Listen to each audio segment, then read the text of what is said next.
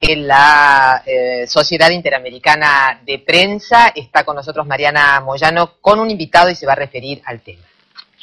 Hola Cecilia, buenas noches. Y efectivamente está teniendo lugar en estos días la reunión de la Sociedad Interamericana de Prensa, que en realidad es una cámara empresarial, y sin embargo pasa algo paradójico, porque se autoadjudican un lugar como si fuera algo parecido a Naciones Unidas o la OEA, y parecen como los guardianes de la libertad de expresión. Alejandro Verano, buenas noches, él es decano de la Facultad de Periodismo de La Plata. ¿Te parece que veamos un informe y después lo conversamos? Perfecto, gracias.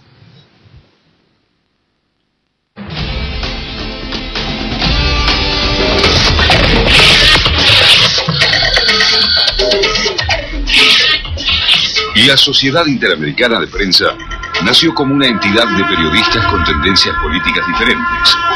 Se fundó en Cuba en 1943, por entonces gobernada por el dictador Fulgencio Batista. Al concluir la Segunda Guerra Mundial, Estados Unidos necesitaba excluir de la CIP el pensamiento de izquierda. En 1947, el gobierno de Harry Truman creó la CIA, la Agencia Central de Inteligencia, que al poco tiempo se apoderó de la CIP para controlar los medios de América Latina.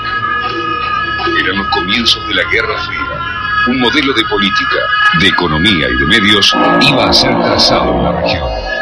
Los CIP son los propietarios de los grandes pulpos, de los grandes grupos empresarios que controlan la prensa escrita en las Américas.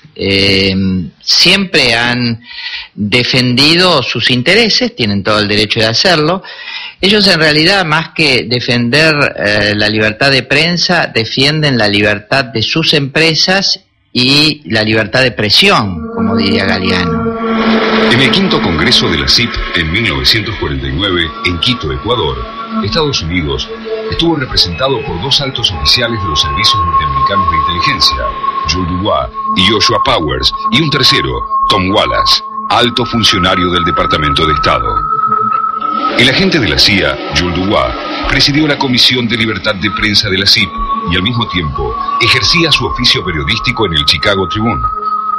El 22 de enero de 1959, Dubois reivindicaba la revolución cubana. Incluso escribió para la revista Bohemia, una publicación que rechazaba la dictadura de Batista, pero de igual manera mantenía una postura crítica hacia el comunismo.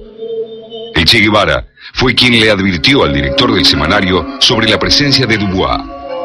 Sucede, decía el Che, que Jules Dubois, la United Fruit y otras compañías frutícolas, mineras, ganaderas, telefónicas o eléctricas, explotadoras del pueblo, en una palabra, han ordenado desatar la clásica cortina de las mentiras asalariadas.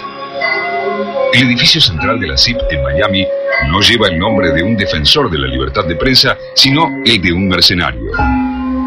Fue en esa misma reunión de Quito en 1949 donde los delegados estadounidenses propusieron realizar la siguiente asamblea en Nueva York y lo consiguieron un año más tarde.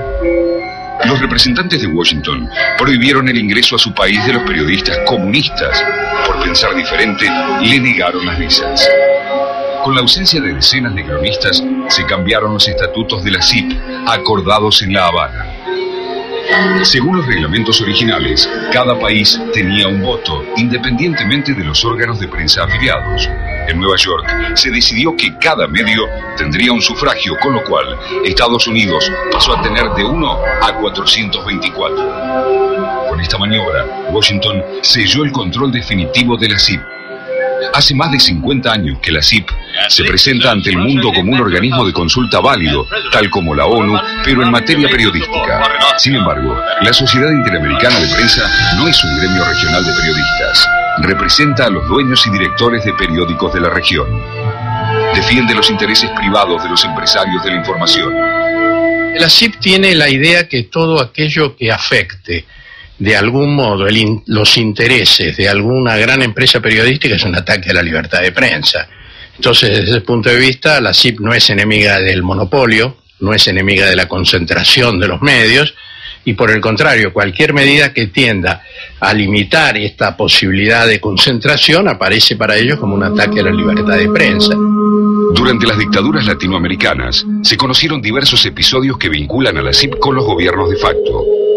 Uno de los casos más emblemáticos fue la campaña que financió en la década del 70 contra el gobierno de Salvador Allende a través del periódico El Mercurio.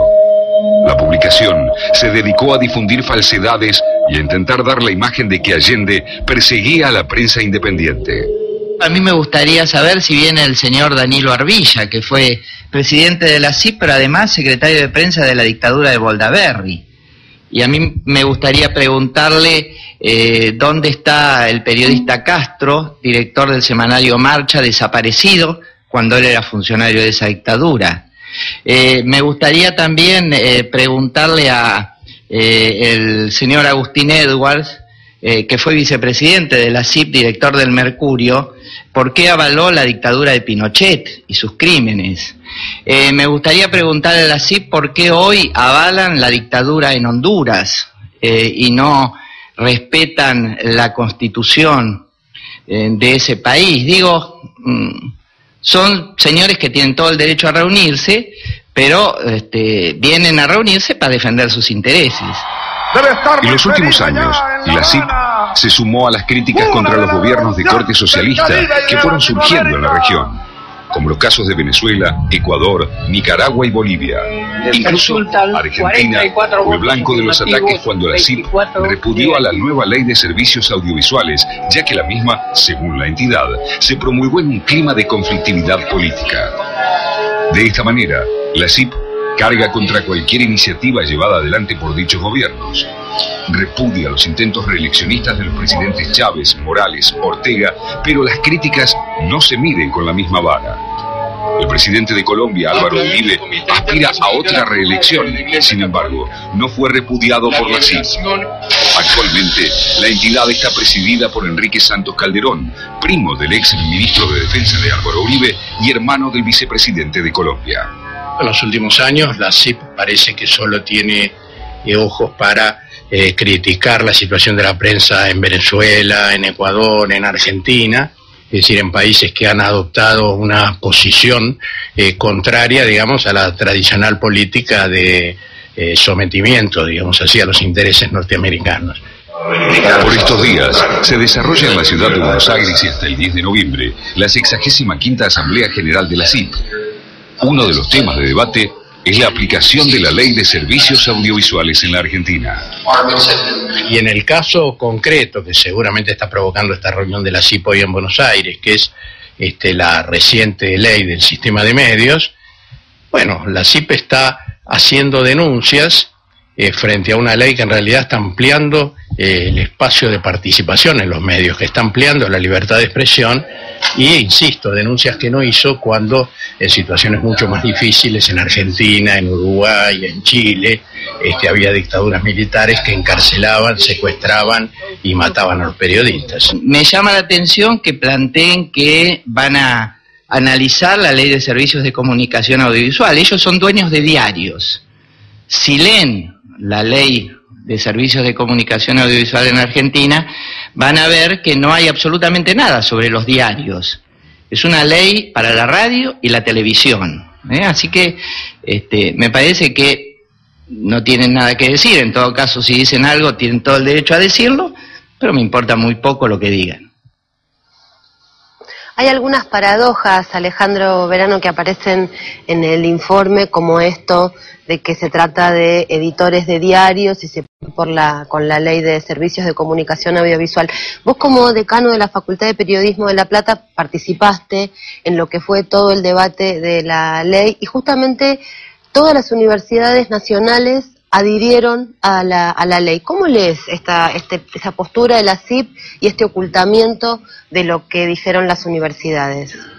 Sí, en ese sentido es importante señalar que en las universidades nacionales, donde existió un consenso absoluto en apoyar el proceso de discusión de la ley y su letra final aprobada por el Parlamento Nacional, existen múltiples identidades políticas y partidarias, y nuestras universidades nacionales, en tiempos de democracia y en tiempos de dictadura, tienen una larga tradición de defensa de las libertades públicas y de defensa de las múltiples identidades de sectores, o sea que es muy difícil asimilar el apoyo de un sector como el universitario a este proyecto de ley a un apoyo sesgado por un tinte oficialista o partidario.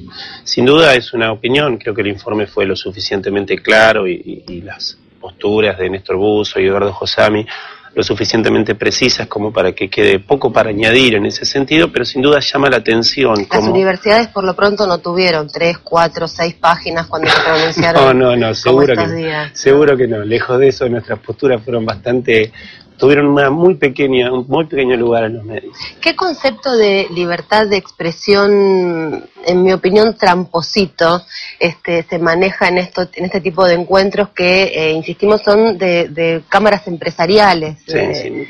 Mira, el informe lo decía muy bien, a mí me parece que es interesante señalar apenas un aspecto adicional. Hoy, como bien se veía en el bloque anterior, el mundo recuerda los 20 años de la caída del muro de Berlín. Entre muchas metáforas, ese derrumbe en nuestros países significó también el derrumbe de la idea de pensar cualquier otra alternativa al mercado como gran solución para muchos de los problemas de nuestra región. Bueno, en ese sentido y en estos últimos 20 años hemos visto cómo, entre otras, las empresas periodísticas han abusado de su posición relativa en el mercado y han, de alguna forma, determinado un determinado modelo y una determinada idea sobre lo que la libertad de expresión significa. Se ha dejado de pensar en lo que tiene que ver con el derecho social, la comunicación, en lo que tiene que ver con el derecho a la información como bien de todo el pueblo. Sí, porque hay una confusión, ¿no?, entre el derecho de los dueños de los medios de comunicación a decir lo que les parece, que tienen ese derecho, y se iguala eso con el derecho a los ciudadanos a expresarse, ¿no? Y una confusión peor, digo, a veces se sospecha o se parte de la idea de que la libertad de expresión está atacada en estados como el nuestro, que tienen, por un lado, 25 años de consolidación de la democracia, en el cual en este momento todas las instituciones representativas del pueblo están funcionando. Entonces se ceja deliberadamente la mirada sobre la libertad de expresión y se intenta asociar de una forma para nada sutil determinadas situaciones que se han dado en el pasado en gobiernos dictatoriales como asimilándolas a situaciones del presente en comparaciones no solamente exageradas y distorsionadas, sino también útiles a la construcción que intenta hacerse por estos días de determinadas decisiones como la de la Ley de Servicios Audiovisuales en Argentina, que tienden a democratizar el sistema de comunicación e intentar vincularlas directamente a estrategias gubernamentales de coerción sobre la prensa. La Ley de Medios defiende, y no lo digo yo, lo han dicho todo el sistema universitario y lo han dicho mayoritariamente los representantes del pueblo en el Parlamento, defiende la democratización y la desmonopolización en el acceso a la palabra en los medios audiovisuales. Esta construcción que intenta hacerse de estos organismos que, como bien vos mencionabas, están conformados por empresas periodísticas, más de 1.300 en toda la región, con una mayoría abrumadora de empresas norteamericanas en su composición societaria, sin duda defiende, como bien lo decían en el informe, intereses sectoriales, intereses corporativos empresariales, pero no pueden asociarse a la defensa de los intereses populares que se expresan en nuestros países a través del voto. Alejandro Verano, gracias por venir. No, gracias a vos. Hacemos aquí una nueva pausa. Ya volvemos.